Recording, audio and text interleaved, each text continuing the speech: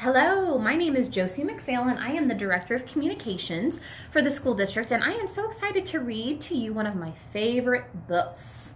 It's called A Sick Day for Amos McGee.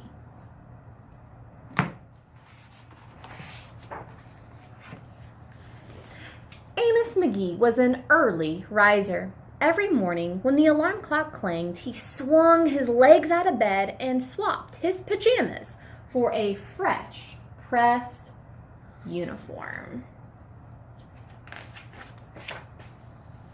He would wind his watch and set a pot of water to boil, saying to the sugar bowl, "A spoonful for my oatmeal, please, and 2 for my teacup." Belly full and ready for the workday, he'd amble out the door. Wonder where he is headed. Every day, Amos waited for the number 5 bus. "Next stop, City Zoo," the bus driver would call. 6 a.m., right on time, Amos would say.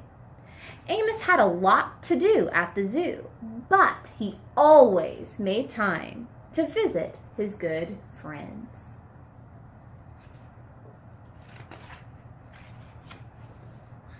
He would play chess with the elephant, who thought and thought before making a move. He would run races with the tortoise, who never, ever lost.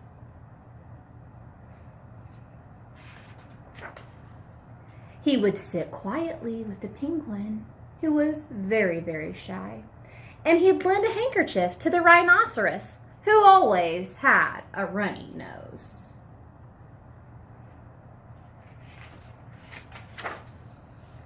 And at sunset, he would read books to the owl, who was afraid of the dark. One day, Amos awoke with the sniffles and the sneezes and the chills. Ugh, he swung his legs out of bed, but he curled them back up again. And he said, "Ugh, I don't think I'll be going to work today."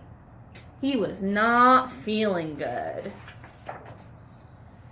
Meanwhile, at the zoo, the animals were waiting for their friend Amos. The elephant arranged his ponds and polished his castles. The tortoise stretched his legs and limbered up. The penguin sat patiently, all by himself. The rhinoceros worried that his allergies were worsening. The owl, perched atop a tall stack of storybooks, scratched his head with concern. Where is Amos? The animals wondered. They're missing their buddy, aren't they? So, later that afternoon, those animals are leaving the zoo. I wonder where they are headed. Looky there. They're at the bus stop. And they're headed out on bus number 5. Remember who else rode bus number 5? Amos. I bet they're going to see their friend Amos. "Hooray, my good friends are here," said Amos.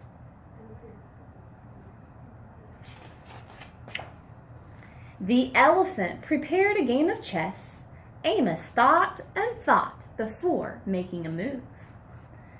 "I'm too tired to run races today," said Amos to the tortoise. "Let's play hide and seek instead." The tortoise hid inside his shell, and Amos hid beneath the covers.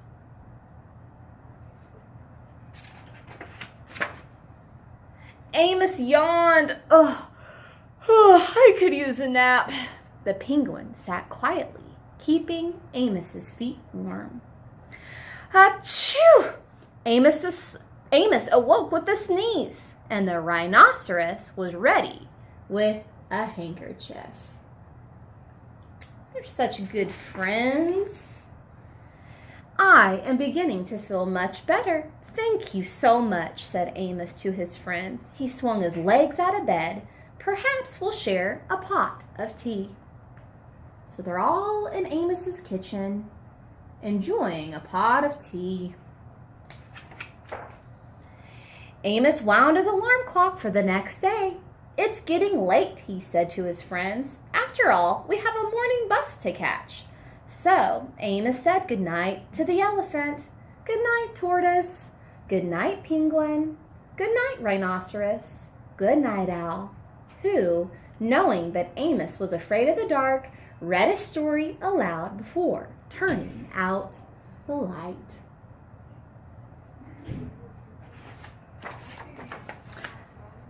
So there they are, all snuggled up, going to bed, and they're going to get up tomorrow morning and head back to the zoo.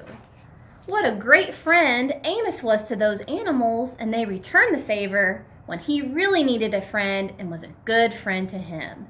Thank you so much for listening.